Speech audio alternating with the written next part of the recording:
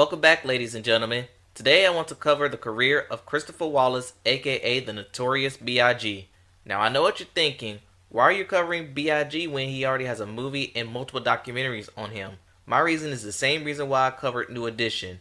Big is one of my favorite rappers of all time, so it's a matter of time I get to cover him in music bio form. So today I want to cover Big's life, death, and his botched investigation by the LAPD. So without further ado, this is the story of the Notorious B.I.G. May he continue to rest in peace. Before we begin, if you want to see music bios or more good videos like this, hit the subscribe button. And without further ado, on to our feature presentation.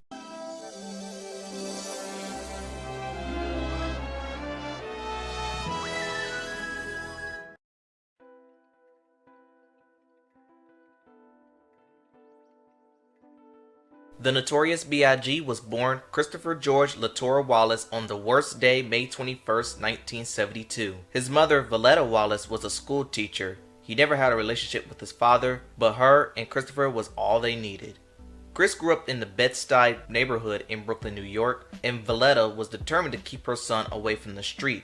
So she enrolled him in Catholic school. She also forbid her son to leave the steps of their home. Chris was a star pupil and received many educational awards. By the age of 10, he became overweight, hence he got the nickname Big.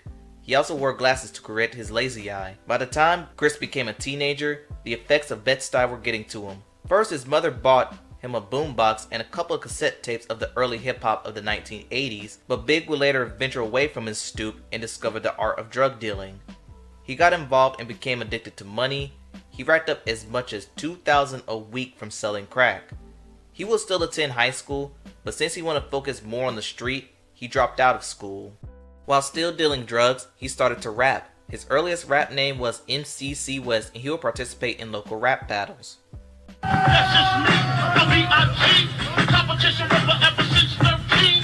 Used to steal clothes, I was considered a thief until I started hustling on Fulton Street. But drug dealing and now crime was taking over his life. He was arrested in 1989 for weapons charge and was given 5 years probation.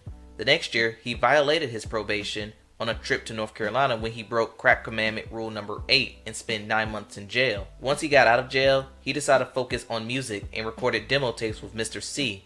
And by this time, he would change his name from MCC West to Biggie Smalls. His demo tape would land on the Source magazine under the unsigned hype column. One man who read this column was the A&R of Uptown Records named Sean Puffy Combs. Puff fell in love with his flow and delivery and signed him to Uptown. He made his first appearance on an album track from Heavy D's Blue Funk album on the song A Bunch of N-Words. But Big would enter a crisis. In 1993, his girlfriend Jan was pregnant and would later have a daughter named Tiana. His advance money was coming in slow, and after Puff was fired due to his egotistical attitude, Big returned to the streets, stating he now has a daughter to take care of. Puff found out about this, ordering him to stop. Trusting Puff, he put the drugs on the shelf. Puffy would start his own label called Bad Boy Entertainment, and with Craig Mack being his first signee, he wanted Big to be his second. Biggie, now being called the Notorious B.I.G., gained huge exposure when he appeared on the remixes of Real Love by Mary J. Blige and Flavor in Your Ear by Craig Mack. That same year, 1993, Bad Boy released Big's first solo single, Party and BS. He will also meet another charismatic rapper named Tupac Shakur. They quickly became friends and even mentored Big at first. Big offered Pac to be his manager, but Pac, who spoke highly of Puff at the time, ordered him to stay with him as he would quote-unquote, "He'll make you into a star."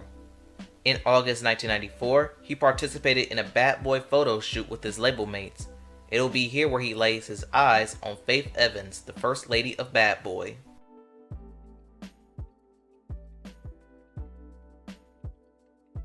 Let's just say the two fell in love quickly and married shortly after. Big continued to work on his debut album, and he took everything he learned from the streets and all of his personal struggles he was dealing with into this album. The result was Ready to Die, released in September 1994. His lead single was Juicy, featuring Total uncredited. Using the M2Me 1983 Juicy Fruit sample, Big chronicled his life on how he started from the bottom, and now he's here. The song served as the ultimate rags to riches anthem, and the song went to number 1 on the rap charts. His next single was Big Poppa, which flipped the Isley Brothers Between the Sheets sample, and that song also went number 1 on the rap charts, and it also became his first top 10 hit on Billboard Hot 100. Big Poppa was also nominated for a Grammy for Best Rap Solo Performance. Throw your hands in the air if you's a true player. Other highlights off that album included One More Chance, that would later be known for the Stay With Me remix featuring Faith Evans and Mary J. Blige.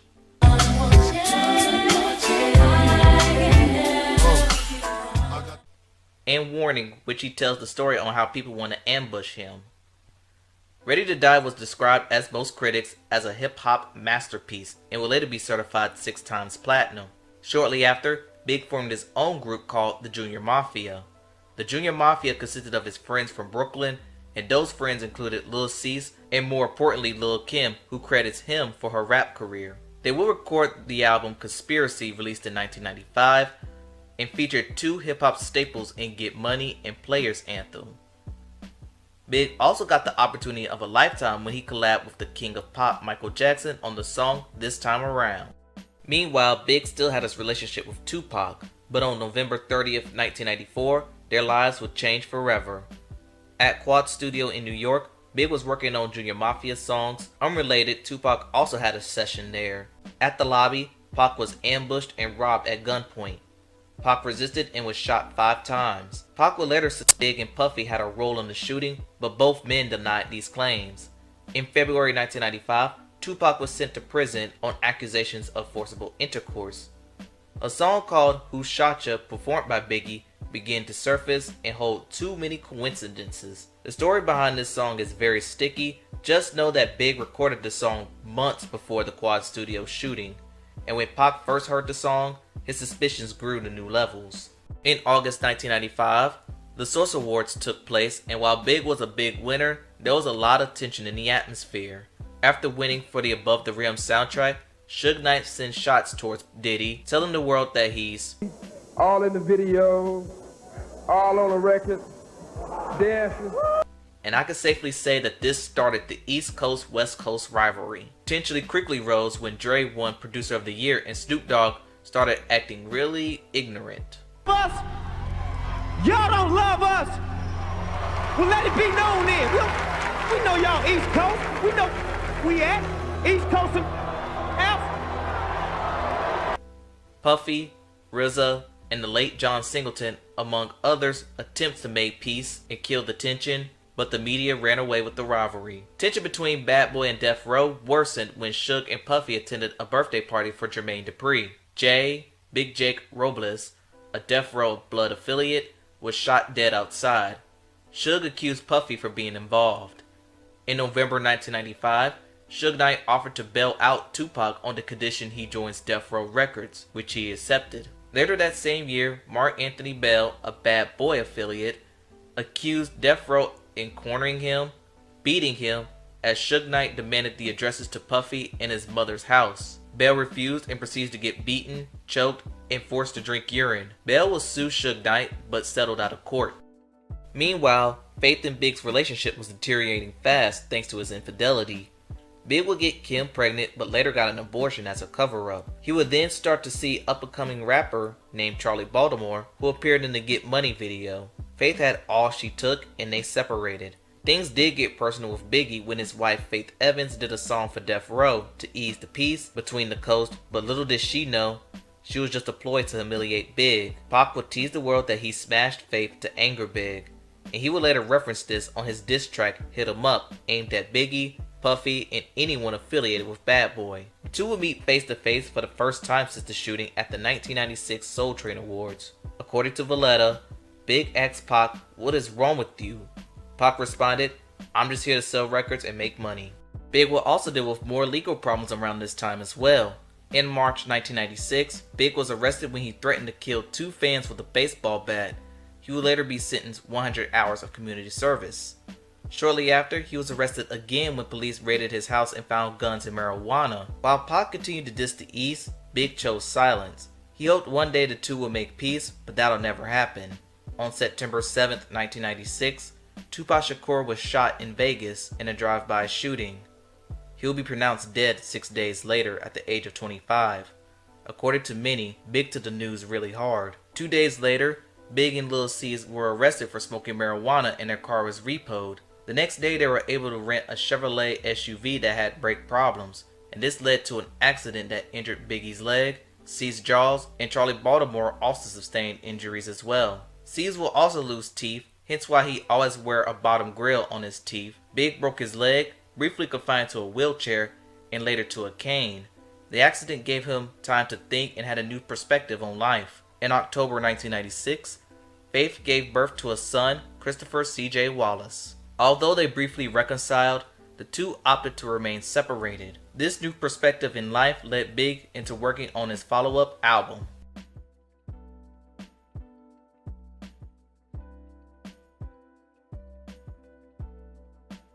In February 1997, Big decided to travel to Los Angeles to promote his upcoming album, and while there, shoot the video for Hypnotize, the lead single. With the death of Tupac still fresh, his mother did not want her son to travel there. Biggie and Bad Boy feared for their safety, so they hired extra security just for being a celebrity in general. And fun fact, Michael Clark Duncan was supposed to work security for Big, but was later assigned to Brian McKnight instead. Duncan will retire security to become a full-time actor. Big did an interview with Sway where he freestyled a song, Long Kiss Goodnight, a song that might have sent subliminals toward the deceased Tupac and the living Suge Knight. While in Los Angeles, he got a tattoo on Psalms 23, a scripture he and his mother hold close, and recording his verse for Puff Daddy's debut album, a song called Victory. On March 7th, Big presented an award at the Soul Train Awards where he eerily said, What's up, Cali? The next day, Biggie was supposed to fly to London to further his promotion, but for unforeseen circumstances, he wasn't able to. That night, Vibe magazine was holding a Soul Train after party. Big wasn't supposed to be there as he had more promo the next day, but Puff urged him to go out and party, so he went. According to Puff, it was the time of their lives. At 12:30 a.m., the party gets shut down due to a violation of the fire code. 2 SUVs arrived to pick up Bad Boy, the first carrying Combs and his security, the second carrying Big and his members of the Junior Mafia. At 12:45 a.m., at the intersection of Wilshire and Fairfax, Combs' SUV runs the yellow light while Big stops at a red. Unbeknownst to them, a black Chevy Impala crept up next to the SUV and fired 6 shots at the passenger door. 4 bullets hit Biggie, 1 got lodged in the door, and the other exits the back seat, missing everybody. Seconds after the shooting, Combs' SUV turns around to check on Biggie, who was unresponsive. Combs' security immediately chases after the Impala, but attempts were unsuccessful because of a valve on that SUV that stops gas flow if the speeds gets too high. At 1:01 a.m., Big arrives at the Cedars-Sinai Hospital, where he's experiencing massive internal bleeding, but not externally. Big was about 400 pounds, so extra fat tissue traps bullets and blood inside. Doctors perform an emergency thoracotomy, but fails to revive him. At 1:15 a.m., Christopher Wallace was pronounced dead at the age of 24. On March 18th, Wallace's funeral was held in Manhattan. Attendees included Flavor Flav, Clive Davis, Jermaine Dupri, Chris Tucker, all of Bad Boys, amongst so many others. After the funeral, Big was taken back to Brooklyn, and something unusual happened. A man in the crowd started to play Hypnotize, and the crowd went berserk. On March 25th, 1997, Big's double album, Life After Death, was released. The album debuted at number 176 on the Billboard 200. The next week, the album rose to number 1, setting a Billboard 200 record for the largest jump to number 1. Hypnotize debuted at number 2 and later rose to number 1 on the Hot 100, one of many successful Bad Boy hits they had that year. Puff then channeled his grief into music when he flipped the Police song Every Breath You Take into I'll Be Missing You with Faith Evans and 112. The song became the first rap record to debut at number 1 on the Billboard Hot 100. The album scored another number 1 hit with the song More Money, More Problems.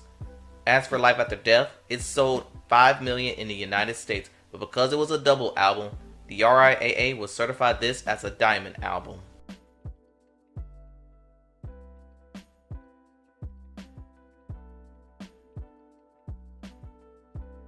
Now let's try and investigate Biggie's murder. Thanks to several witnesses, the LAPD is looking for an African American man neatly dressed in a blue suit and blue bow tie and suspected to be a member of the Fruits of Islam. Police noticed an unusual shell casing at the crime scene as well, a 9mm gecko mostly used by law enforcement. The next day, the LAPD reveals the sketch of the suspect and unveils the weapon used in the murder.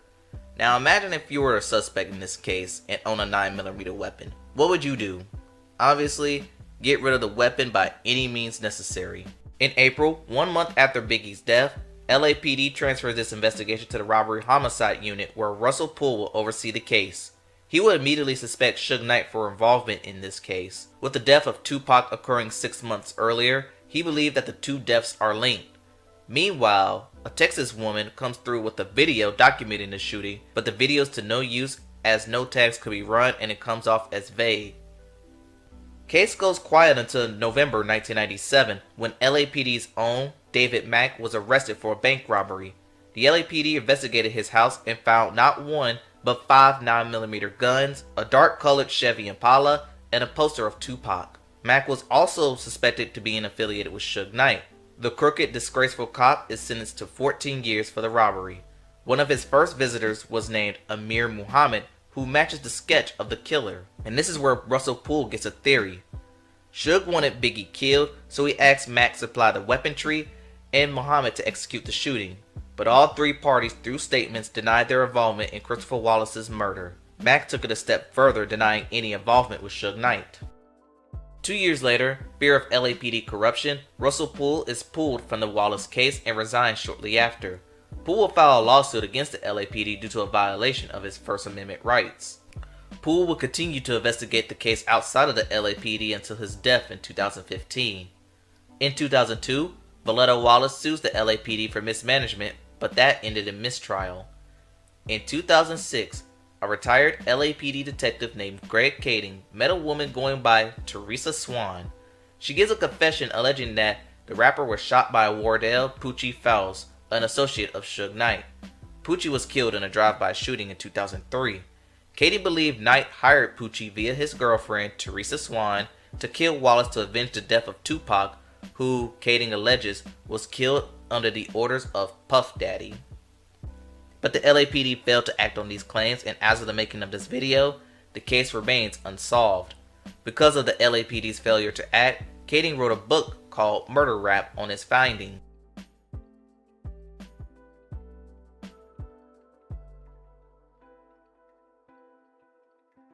In 1999, Bad Boy released Big's first posthumous album, Born Again, and in 2005, another posthumous album, Duets The Final Chapter, was released. In 2009, the film Notorious was released in theaters. Portraying Big was a newcomer named Jamal Woolard. Also in the film was Notori Naughton, Angela Bassett, Derek Luke, and Biggie's son, CJ Wallace, portraying his dad as a kid. In 2020, the Notorious B.I.G. was inducted into the Rock and Roll Hall of Fame. The next year, Voletta and Diddy produced and released the documentary I Got a Story to Tell, which showed never before seen footage of Biggie. For Big, even though he only lived for 24 years, he placed his stamp on hip-hop forever. And that concludes the story of the Notorious B.I.G. Tell me what y'all think in the comments below. Please like, comment, and subscribe to the channel. Thanks for watching, and I'll see you next time.